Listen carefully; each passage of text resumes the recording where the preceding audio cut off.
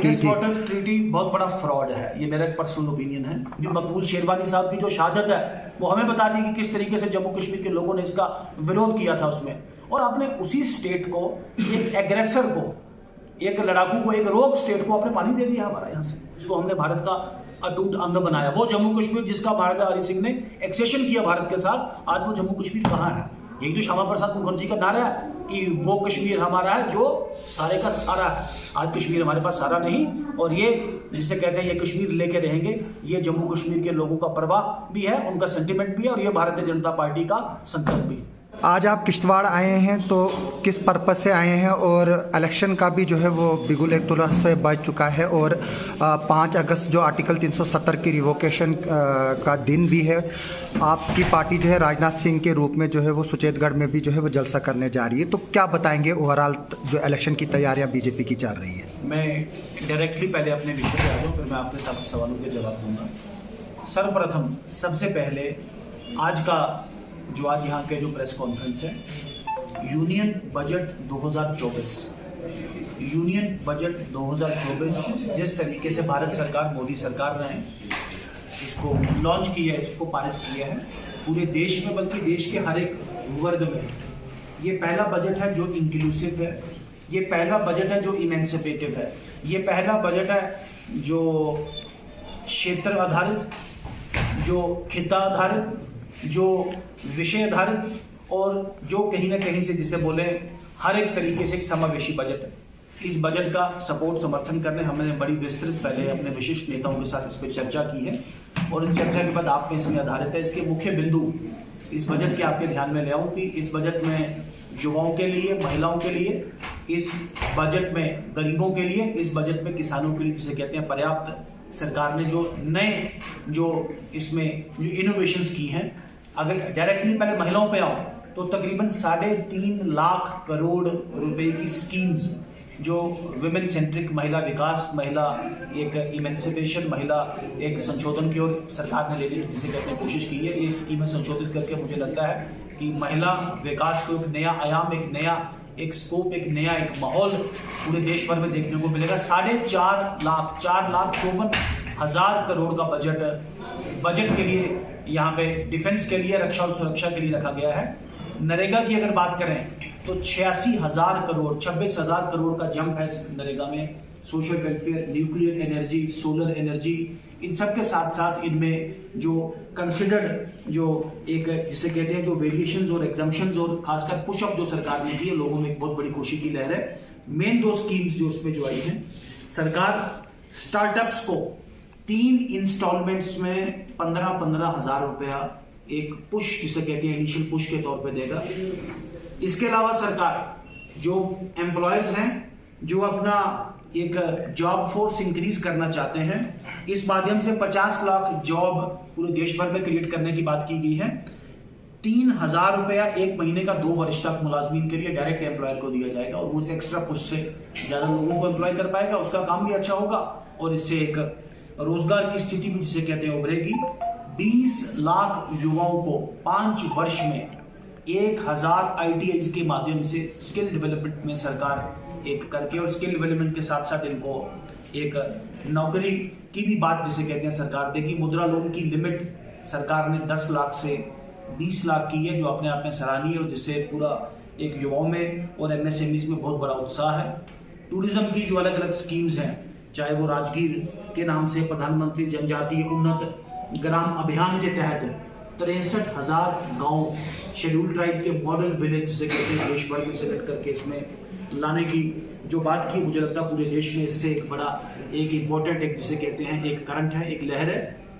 Phase 4 प्रधानमंत्री सड़क योजना का फेज 4, जिसके तकरीबन हर जिला में, हर खिता में, हर ब्लॉक में दूर दराज के गाँव इंतजार कर रहे हैं। आज 25,000 एक हैबिटेशंस को, गाँव को नहीं हैबिटेशंस को, बूढ़ों को जिसे कहते हैं कलेक्ट करने के लिए फेज 4 को सरकार ने हरी झंडी दी है। इसका भी जिसे कहते हैं लोगों में बहुत बड़ा एक पॉजिटिव इम्पैक्ट है, और लोगों ने भी इसका जिसे कहते हैं स्वागत किया है। मैंने कहा आपको कि चाहे वो महाबोधि टेम्पल कॉरिडोर हो, विष्णुपाद टेम्पल कॉरिडोर हो, राजगीर हो, या नालंदा को एक इंटरनेशनल टूरिस्ट सेंटर बनाने की जो बात की, लोगों में बहुत बड़ा इसका एक जिसे कहते हैं फोकस है। आज आपके माध्यम से मैं विशेषकर मेरे साथ माननीय जिलाध्यक्ष जी श्रीमान चूनीलाल जी शान जी, यहाँ के बहुत वरिष्ठ नेता हैं, हमारे पूर्व में जिलाध्यक्ष प्रदीप परिहार जी, हमारे साथ तारिक कीन जी जो स्टेट सेक्रेटरी हैं, जिला के महामंत्री हमारे दोनों हैं, वरिष्ठ नेता मेरे साथ बैठे हैं। तो हम सब ने चुने हुए प्रतिनिधि, विशेषकर जिला के प्रवक्ता और महिला जिसे कहते हैं खवातीन जो नेता हैं भारतीय जनता पार्टी की, इस बजट पे हमने विस्तृत चर्चा की और विस्तृत चर्चा के बाद पार्लियामेंट में तो MP साहिबा ने इसमें स्टैंप लगाई है, हम सब ने, और सिविल सोसाइटी के साथ भी इसकी चर्चा करके ये बजट जो अपने आप में ऐतिहासिक है, मैंने कहा अपने आप में समावेशी है, अपने आप में सबका साथ, सबका विकास, सबका विश्वास और सबका प्रयास की जिसे कहते हैं मूल परंपरा को लेकर आधारित है।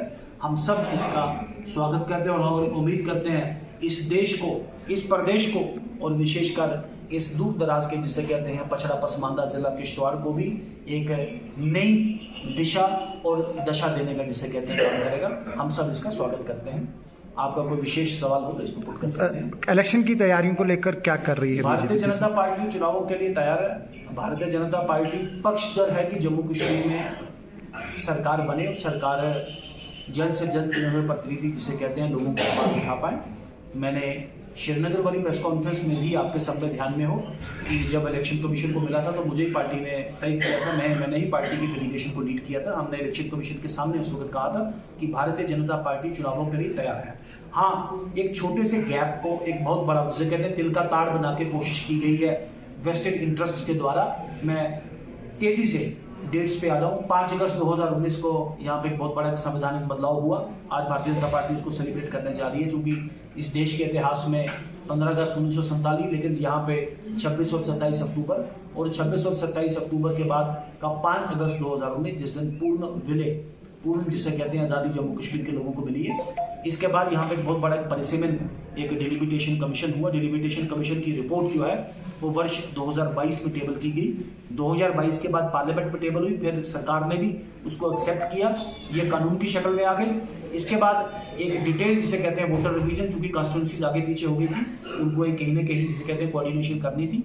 उन कॉन्स्टिट्यूंसीज को आगे पीछे करने के बाद आज जिसे कहते हैं लोकसभा का चुनाव हुआ। लोकसभा का चुनाव के बाद इमीडिएटली मुझे लगता है स्टेज सेट है और अमरनाथ यात्रा के बाद ये इलेक्शन कमीशन को कॉल लेनी है। भारतीय जनता पार्टी तैयार है।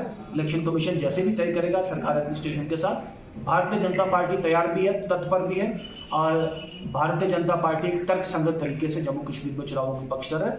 और आपके ध्यान से, आपके माध्यम से सबको बता दूं, सबसे बड़ी पॉलिटिकल पार्टी, 50 पार वाली political party Bharatiya Janata party उभर के आएगी। जम्मू कश्मीर में भारतीय जनता पार्टी की सरकार होगी, भारतीय जनता पार्टी का मुख्य मंत्री होगा और इस वर्ष 2024 के बजट को अमली अंजामा भारतीय जनता पार्टी की सरकार जम्मू कश्मीर में जिसे कहते हैं वो पहनाएगी। सर, आपने अनएम्प्लॉयमेंट की बात की। किश्तवाड़ में कई पावर प्रोजेक्ट है, रोजगार नहीं मिल रहा है लोगों को, और हमें पिछले दिनों खबर मिली कि किस तरह से किश्तवाड़ के युवकों को दुबई के जॉब की लालच देकर यहाँ के एक एजेंट ने वहाँ लिया और उनको फिर वहाँ फंसाया एक तरह से, और कुछ लोग वहाँ से तो निकलने में कामयाब हुए लेकिन कुछ अभी भी फंसे हैं। तो आप इसको कैसे कह रहे हैं कि हमने जॉब दे दिए हैं, तभी तो नौजवान हमारे मजबूर होकर दुबई में जो है वो जो फ्रॉडिस्टर और स्कैमिस्टर है उनके जालों में फंस रहे हैं? देखिए, पावर प्रोजेक्ट इस जिला में बल्कि अनडिवाइडेड डोडा में हर जगह किश्तवाड़ में आए हैं। इन पावर प्रोजेक्ट से एक तो यहाँ का हाइड्रो जो पोटेंशियल है उसको भी चैनलाइज किया गया है और इस पोटेंशियल के साथ साथ रोजगार भी मिला। आपकी बात ठीक है कि सबको नहीं मिल पाया, जिन लोगों को नहीं मिला उनका इसमें एक बहुत बड़ा ग्रज है। तो ये रैशनल कैसे कर सकें और इसका नेट कैसे बढ़ सके और लोगों को कैसे इसकी बात हो पाए, मुझे लगता है जैसे ही सरकार आती है भारतीय जनता पार्टी की इन सब जिसे कहते बिंदुओं पर विचार किया जाएगा। अभी भी अगर गवर्नर LG महोदय का वो शासन और प्रशासन, भारतीय जनता पार्टी अपने कर्तव्य से पीछे नहीं है। जैसा आपने कहा, लोगों की आवाज़ उठाएगी, लोगों की विषय वहाँ तक लेके जाएगी और ये दुबई वाला जो स्पेसिफिक केस है इसमें जो भी दोषी पाया जाएगा उक्त कार्रवाई उसके खिलाफ की जाएगी और किश्तवाड़ के किसी भी नौजवान के साथ ज्यादती कम से कम भारतीय जनता पार्टी कभी भी बर्दाश्त नहीं करेगी। सर, वहाँ पर उन लोगों को पाकिस्तानी एजेंट्स के हैंडओवर किया गया, इस तरह की वो ओपन रिपोर्ट सामने आई, तो इसको किस तरह से गवर्नमेंट जो है वो सीरियसली ले रही? क्योंकि आज जम्मू में आतंकवाद जो है वो पहले ही बढ़ा हुआ है। आप उसके बारे में भी बताइए कि सरकार जो है वो क्या करने जा रही है। देखिए, एग्जैक्ट इसके तथ्य मेरे ध्यान में नहीं है। मैंने आपको कहा कि भारतीय जनता पार्टी राष्ट्रवाद में, भारत में जिसे कहते हैं, यकीन रखती है और जम्मू कश्मीर के युवा, विशेषकर किश्तवाड़ के युवा भारतीय जनता पार्टी के लिए, सरकार के लिए ये बहुत बड़ी प्राथमिकता है और सरकार वचनबद्ध भी होनी चाहिए, सरकार कटिबद्ध भी होनी चाहिए और भारतीय जनता पार्टी वचनबद्ध है और कटिबद्ध है इन युवाओं के हकूक़ को जिसे कहते हैं प्रोटेक्ट करने के लिए। कोई भी शोषण, कोई भी इस तरीके की शिकायत, उसके खिलाफ भारतीय जनता पार्टी पुरजोर लड़ाई लड़ेगी और पाए तकमील तक पहुंचाएगी उनकी आवाज़। सर 29 जुलाई को जो है वो एग्रीमेंट्स हुए हैं हमारे पावर जो जिला किश्तवाड़ में, चाहे कीरू की बने, पहले राटले की थी, अब खबरें आ रही है कि शावला कोट और उड़ी फर्स्ट और उड़ी सेकंड की पावर जो है वो यूपी और राजस्थान गवर्नमेंट्स को बेची गई है। तो जम्मू कश्मीर को इन पावर प्रोजेक्टों से फिर क्या हासिल होगा? देखिए, वो एक मॉडल है, ये अभी कोई रिसेंट विषय नहीं है कि भारत सरकार इन पावर प्रोजेक्ट्स को लगाती है। होता तो ये, आपकी बात बिल्कुल ठीक है कि जम्मू कश्मीर की आर्थिक स्थिति ऐसी होती कि जम्मू कश्मीर खुद ही लगाता। जम्मू कश्मीर आर्थिक तौर पे सक्षम नहीं कि जम्मू कश्मीर खुद ही इन पावर प्रोजेक्ट्स को एक पुट करके, फाइनेंस करके पुश कर सके, फिर जम्मू कश्मीर इनको बांटे। एक बात, ये प्रोजेक्ट्स एक मॉडल के तहत वहाँ पे लगाए जा रहे हैं, उस मॉडल के तहत तो जम्मू कश्मीर का शेयर है उसको मिलेगा और जो सेंटर का शेयर है वो जिस तरीके से जहाँ भी पावर बांटी जाएगी। हाँ, जो एग्जैक्ट विषय है आपका कि जम्मू कश्मीर खुद सक्षम क्यों नहीं है। 5 अगस्त 2019 को जम्मू कश्मीर की आर्थिक स्थिति बता दूं, बजट पे भी मैं बात करता था, हम अपने मुलाजमीन की तनख्वाह देने में भी सक्षम नहीं थे। जम्मू कश्मीर इतनी कमाई भी नहीं कर सकता था कि हम अपने केंद्रीय ग्रांट के बिना हम अपने मुलाजमीन की तनख्वाह नहीं दे पाते। ग्रांट इन एड जो जम्मू कश्मीर लेता है वो उत्तर प्रदेश से भी ज़्यादा है। कहाँ उत्तर प्रदेश, कहाँ जम्मू कश्मीर, लेकिन जम्मू कश्मीर को उत्तर प्रदेश से भी ज्यादा ग्रांट एड मिलता है। लेकिन जम्मू कश्मीर को तो इंडस वाटर ट्रीटी में फंसाया गया। आपने एक दिन असेंबली में स्पीच भी की थी और इस ट्रीटी को तोड़ने की भी बात की थी। इंडस वाटर ट्रीटी बहुत बड़ा फ्रॉड है, ये मेरा एक पर्सनल ओपिनियन है। आपने असेंबली में इस पर बड़ी सरकार स्पीच भी की भारतीय थी। जनता पार्टी को मैं इसमें इन्वॉल्व नहीं करना चाहता, लेकिन इंडस वाटर बहुत बड़ा फ्रॉड है और उस वक्त की सरकार, उस वक्त के निजाम, उस वक्त के हुकाम जवाब दें भारत के लोगों को और विशेषकर जम्मू कश्मीर के लोगों को कि एक ऐसा मुल्क जो जम्मू कश्मीर की टेरिटरी में घुस गया, जिसने इलीगली जम्मू कश्मीर का एक खित्ता जिसे कहते हैं एक आज भी ऑक्यूपाई करके रखा है, जिसने जम्मू कश्मीर के लोगों के साथ कई महीने तक कत्लेआम, जम्मू कश्मीर की बहनों के साथ, जम्मू कश्मीर के युवाओं के साथ, जम्मू कश्मीर के आम आदमी के साथ, जम्मू कश्मीर के हिंदू के साथ, जम्मू कश्मीर के मुसलमान के साथ, क्योंकि मकबूल शेरवानी साहब की जो शहादत है वो हमें बताती है कि किस तरीके से जम्मू कश्मीर के लोगों ने इसका विरोध किया था उसमें। और आपने उसी स्टेट को, एक एग्रेसर को, एक लड़ाकू को, एक रोग स्टेट को आपने पानी दे दिया हमारा यहाँ से।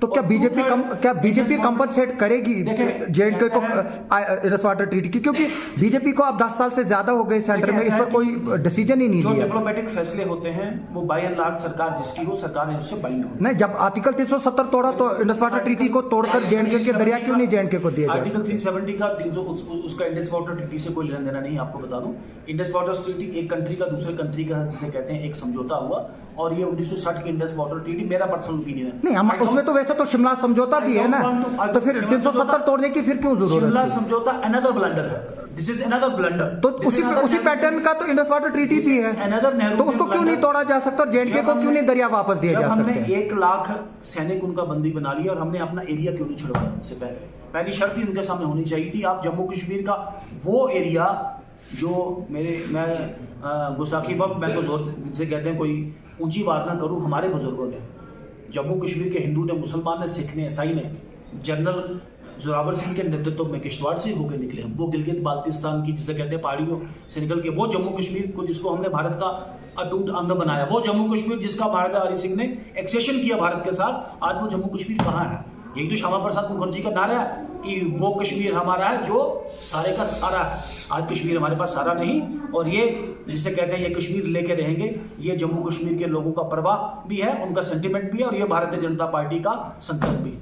देखिए, नेशनल कॉन्फ्रेंस का ट्रैक रिकॉर्ड रहा है पिछले 70 वर्षों में, नॉन इशू के ऊपर, नॉन विषय के ऊपर बड़े बड़े झूठ जिसे कहते हैं लोगों में जाके बोलते हैं, फिर उसकी जिसे कहते हैं बहुत बड़ा एक जिसे कहते हैं एक तमाशा मुजस्समा लगाने की कोशिश करनी। फैक्ट क्या है, तथ्य क्या है, तर्क क्या है, उस पर बात करें। पिछले 70 वर्ष सिवाय नारों के उन्होंने जम्मू कश्मीर को दिया नहीं है।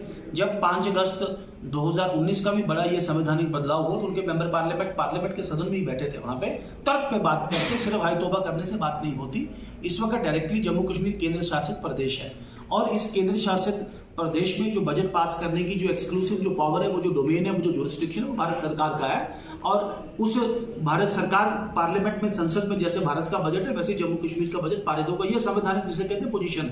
कल को सरकार आ जाएगी तो जम्मू कश्मीर का बजट सरकार यहाँ पे टेबल करेगी। हम कम से कम आधे सच से आधे जिसे कहते हैं तथ्यों पे, तर्कों पे कम से कम इसे डिफीट करने की कोशिश ना करें। हम एक कंस्ट्रक्टिव इस पे डिबेट करें, एक डिस्कशन करें और लोगों के जो विषय हैं उस पर बात करें। और नेशनल कॉन्फ्रेंस ज़रा लोगों को बताए, जो मैंने आपको अभी बोला कि जो कहते हैं हमें बहुत कुछ दिया, वो जम्मू कश्मीर की बेटियों को जवाब दे कि आज तक उन्हें अपने अधिकारों से क्यों दूर रखा गया। वो जम्मू कश्मीर के दलित को, शेड्यूल कास्ट को जवाब दे। वो जम्मू कश्मीर के जिसे कहते हैं शेड्यूल ट्राइब को जवाब दे कि पूरे देश में अगर एसटी रिजर्वेशन थी तो जम्मू कश्मीर में क्यों नहीं थी। पूरे देश में फॉरेस्ट राइट्स एक्ट था। आपके माध्यम से बोलूं, मैंने विधानसभा में बोला और नेशनल कॉन्फ्रेंस के लोग बोले, उनके ट्राइबल अफेयर्स मिनिस्टर रह चुके हैं, मुझे नाम लेने की जरूरत नहीं, असेंबली के रिकॉर्ड पे, ये कौन सा कानून होता है, ये कौन सा कानून है फॉरेस्ट राइट्स एक्ट। तो पूरे देश में जब ये कानून थे तो जम्मू कश्मीर में क्यों नहीं थे।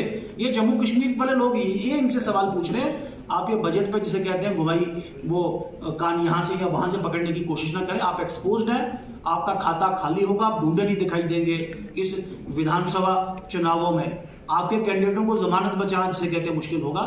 पूरा देश और पूरा जम्मू कश्मीर सबका साथ, सबका विकास, सबका प्रयास नरेंद्र मोदी जी के नेतृत्व में चलना चाहता है और जम्मू कश्मीर उनके नेतृत्व में चलेगा।